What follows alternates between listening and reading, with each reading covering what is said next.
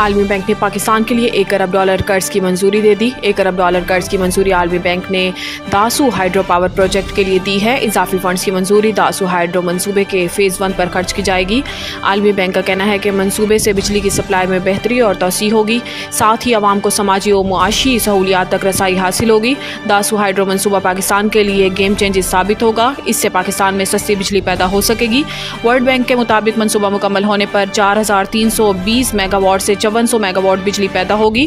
پہلے مرحلے میں بجلی کی پیداواری تخمینہ 2160 میگا واٹ ہے۔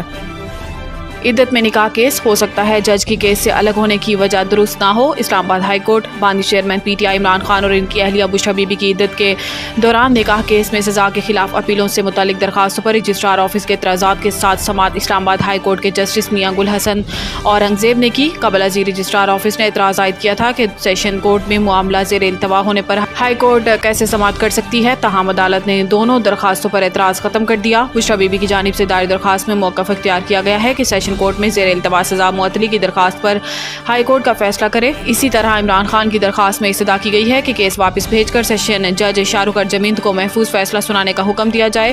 دوسری صورت میں اسلام آباد ہائی کورٹ خود اپیل سن کر فیصلہ کرے۔ بعد ازاں عدالت نے بانی پی ٹی آئی اور بشریٰ بی بی کی درخواست سے منسلک کر دی اور بشریٰ بی بی کی سزا معطلی کی درخواست پر 13 جون کے لیے نوٹس جاری کر دیا۔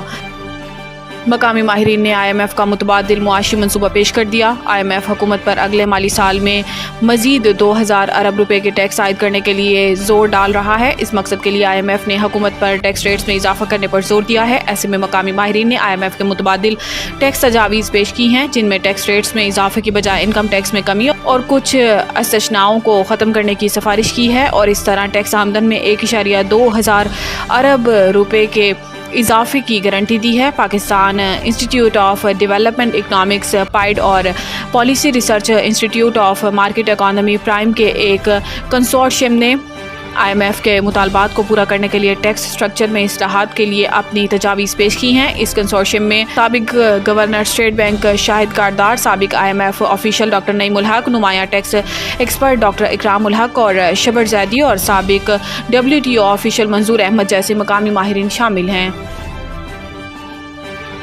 سب سے پہلے محسن نقوی کی سرجری ہونی چاہیے۔ عمران خان اڈیالہ جیل کی کمرہ عدالت میں صحافیوں سے غیر رسمی گفتگو کرتے ہوئے بانی پی ٹی آئی نے کہا ہے کہ ہمارے فوجی شہید ہو رہے ہیں، اسلام آباد میں ڈکیتیاں ہو رہی ہیں، لیکن ان کو کوئی پرواہ نہیں۔ محسن نقوی سب سے بڑا سفارشی ہے، اس کی کیا خصوصیات ہیں؟ انہوں نے کہا کہ سب مجھے خاموش کرنے میں لگے ہوئے ہیں کہ کسی طرح دھاندلی کور ہو جائے۔ چیف الیکشن کمشنر نے دھاندلی کرائی، پھر ان کے پاس جانے کا کہا جا رہا ہے اور میڈیا کو بند کرنا ان کا مقصد ہے تاکہ جھوٹ کو چھپایا جائے۔ عمران خان نے کہا کہ جو پارٹی میدان میں نہیں آئی ان کو جتوایا گیا۔ الیکشن کا پوسٹ مارٹم ہونا چاہیے۔ پورے پنجاب میں ہمارے خلاف کارروائیاں کی جا رہی ہیں اور پی ٹی آئی کے لوگ جہاں کنونشن کرتے ہیں ان کو اٹھا لیا جاتا ہے۔ انہوں نے کہا کہ 18 سال سے شبلی فراز ایک گھر میں رہائش پذیر ہیں، اس پر دھاوا بولا گیا۔ اپنی جماعت کو پیغام دیا ہے کہ تیاری کریں، ملک بھر میں احتجاج ہوگا۔ ملک کے اندر ذرائع آمدنی کم ہو رہی ہے اور قرضے بڑھتے جا رہے ہیں۔